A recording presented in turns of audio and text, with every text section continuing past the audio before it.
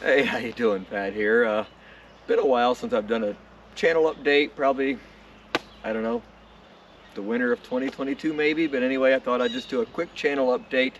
Here it is, mid-May already, and I've hardly ridden the new GSA. We have had such a wet spring.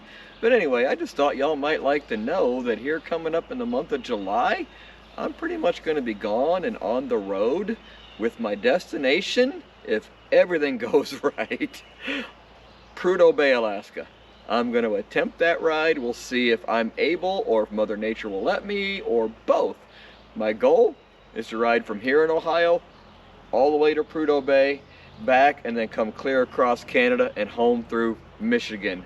I'm estimating 10 to 12,000 miles. Maybe I can do it, maybe I can't, but we're gonna find out. So that's just it, a real quick channel update. If you haven't already, please smash that subscribe button, give me a quick thumbs up.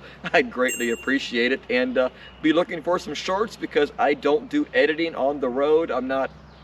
This isn't a living, this is a fun hobby.